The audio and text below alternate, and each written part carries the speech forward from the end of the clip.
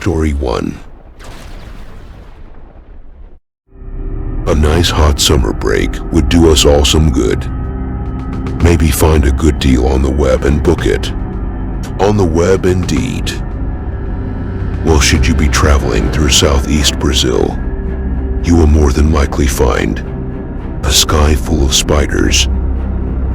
It is quite a common phenomenon during hot summer months. In 2013, Santo Antonio da Platina in southern Brazil, the sky appeared to be heavily filled with spiders. During the day, the spiders, which are unusually social, nestle together in large balls of spiders in bushes and vegetation. They later come out, no, not in that sense, as in if some spiders are gay. I mean they come out to catch their prey later on in the afternoon, after a long nap like eight-legged teenagers. They then spin webs between the trees and surrounding greenery. The webs can be up to 10 feet in thickness alone. Think about that for a moment. The webs are thicker than the height of the tallest human. The spiders are often referred to as flying spiders because the web yarns are so fine. They are incredibly hard to see. So all those creepy crawlies, literally hundreds of them, wait and watch while stuck on huge webs in the sky. Of course, some of them will drop from the sky onto your head, into your cars, down the back of your shirts, anywhere down below. Many people have casually strolled along only to find several spiders dropping onto them. Nightmare truth indeed. Take a look at this footage from 2013 of this incredible and nightmarish scene. Would you walk beneath a sky of spiders? Let me know what you think, and if your answer is yes, then I will recommend my shrink to you.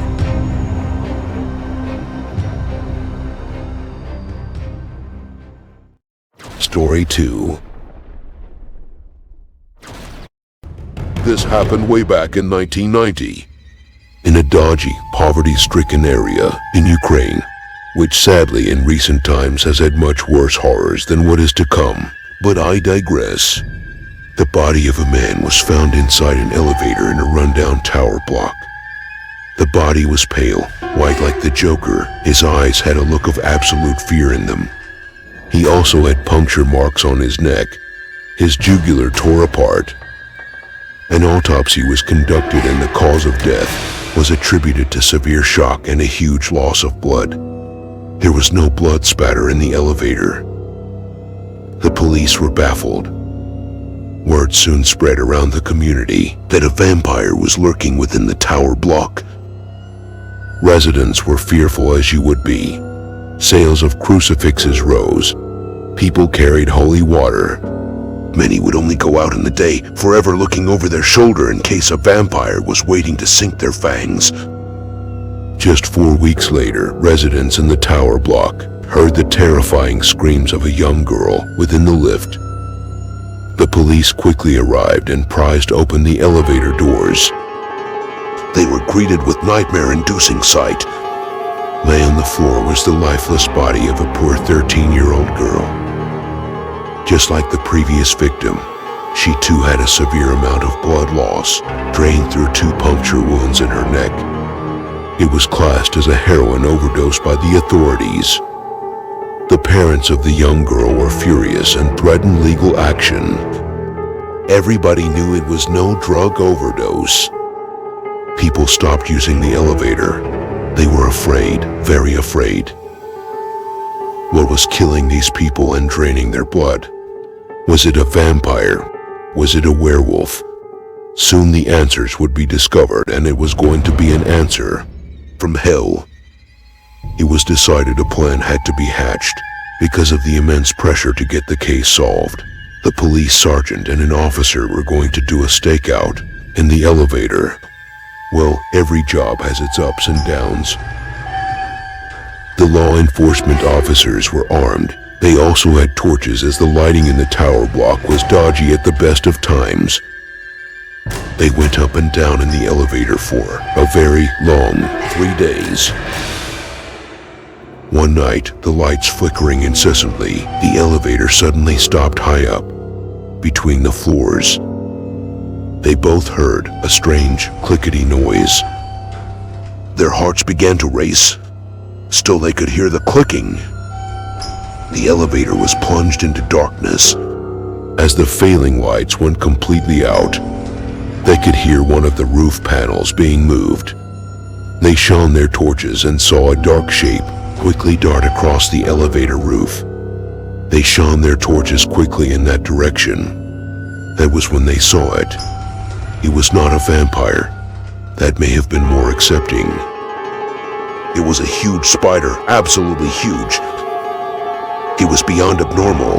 Its legs alone were at least 3 foot long. The police officer shot at the scurrying spider as it came towards them. They both dropped their torches in the panic. The spider pounced upon the sergeant and pierced his neck. It guzzled on his blood as he dropped to the floor with the spider's legs wrapped around his face. The police officer once again fired at the spider. He shot 3 of its legs off. The sergeant dropped to the floor, his body spasmed. When the backup team arrived, they found the dead sergeant, slumped on the floor with the spider's dead body resting upon him. The officer was stood there, frozen with fear and crying. The tower was evacuated, and it is believed a spider's nest was found at the top of the tower. It was set ablaze. The story was buried by the government, although leaked evidence did find its way out into the wider world. The giant spider was suspected to be a mutated offspring caused by the effects of radiation due to the Chernobyl disaster, as this part of Ukraine was formerly a part of Russia nearby to the radiation zones. Next time you get into an elevator, be careful when you look up, for you may not be alone. Story 3.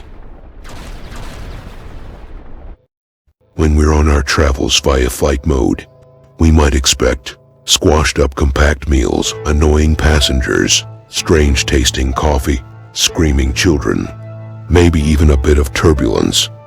But you do not expect to be attacked by spiders. Hold on to your butt. April the 18th, 2016. Passengers boarded a Air Transat flight departing from Punta Cana in the Dominican Republic. Destination, Montreal, Canada. What should have been a straightforward 4-hour-plus journey turned into an airborne nightmare with legs. Catherine Morrow was watching a movie on her iPad, hopefully not 8-legged freaks, when she felt something brush against her leg. She thought it was maybe just a bit of cotton or a wire, so dismissed it. She then felt it again and looked down. She felt sick to her stomach. There upon her leg was a huge, hairy, spindly tarantula. She quickly swatted it away with her iPad and pulled her feet up to the seat. Soon everybody was screaming and jumping up onto their seats. Moments later, another large tarantula was spotted, running across the floor. People were in hysterics. The screams of the passengers and crew filled the air. Something had to be done. Catherine Morrow's husband captured one of the spiders in a plastic container and placed it into a bag. Its spider legs wriggled on the edges of the container. Hopefully it was not mixed up with the duty-free bags. The other tarantula could not be found. People curled up into a ball on their seats, afraid the tarantula would try to use their legs as a climbing frame. Passengers and crew members were crying. They all had to travel a few hours, knowing a tarantula could pounce on them at any moment. Upon landing in Montreal, the flight was quickly evacuated and a federal marshal searched the plane and eventually found how the 2 extremely large tarantulas got aboard the Air Transat flight. Nobody knows. It was suspected a passenger may have somehow sneaked them on, possibly in the hope of selling them on or maybe even having them as pets for themselves. Pets from hell, if you ask me. What would you have done in this situation? Not so much a tarantula, but a tarantula. Story 4. What you are about to hear about next will surely give you the creeps. The creepy crawlies, that is. For way deep, and I mean way deep in the darkest regions of Central Africa lurks the chabafofi. The natives fear this creature. They don't go looking for it, but they have come across it, and even killed it. If you thought the Goliath bird-eating spider was the biggest in the world, then think again, for it has nothing on the chabafofi. The chabafofi makes the Goliath look like a hairy peanut in comparison. Chabafofi is a giant spider that measures 4 foot at least in body length and has been seen with a leg span of 8 feet. It can spin webs so large they can trap prey as huge as antelopes. And of course humans. Some of the indigenous tribes in the Congo say the giant spider is quite rare. It may be on the verge of extinction, although I somehow think that some of you will breathe a sigh of relief at that. During a brief period in the 1890s, a British missionary going by the name Arthur Symes was traveling through a village with 2 porters accompanying him. They stumbled into a large, sticky web. The 2 porters frantically tried to free themselves. The fear was unrivaled in their lives, as they had countless thoughts as to what horrifying creature of hell could create such a web. They were soon to find out. Arthur Symes tried in vain with a hunting knife to cut the 2 men free. Suddenly 2 gigantic giant spiders, like something out of a horror movie, appeared. The giant spiders pounced on the 2 poor, unfortunate men. They screamed the loudest screams you could possibly wish to never hear. The spider's fangs pierced deep through the skin of the 2 victims. Their insides were turned into a grisly, squishy, pulpy mess and sucked out by the 2 horrific, giant spiders. Arthur Symes fired a gun at the 2 chabafofi. They scuttled away faster than a greyhound on rollerblades. A shook-up Arthur Symes checked on the 2 porters. They were well and truly dead. Like a messed-up, disturbing Indiana Jones tale, Arthur Symes lived to tell the tale. It was a hot, humid day when married couple, Reginald and Marguerite Lloyd, were driving through the Congo, when suddenly in the near distance, they saw a large shape quickly scurry across the road. They stopped the truck and looked at each other. Could it have been one of the many animals that inhabit the Congo? Sheer terror blazed their hearts as they slowly began to realize the creature was actually a huge spider, bigger than a cow. They could see its legs were around 5 foot long. Margarita screamed at Reginald to put his foot down. They made like a bakery truck and hauled their buns out of there. Although the chabafofi has been sighted less and less due to environmental issues and the threat from humankind, the huge, web-spinning, hairy, unsettling, fast, giant spider may soon be extinct. It has been sighted in recent times still, and in many villages, the residents still beware the chabafofi, for it still lurks and even space the villages in such a way that the giant spiders cannot spin their web traps. Still, watch out for the chabafofi. Did you enjoy those stories about the grisly spiders? Hopefully, they're not crawling over your face tonight as you lie in bed. So don't forget to hit the notification button and subscribe too. And, as I must always remind you, lock your door and try to sleep tight.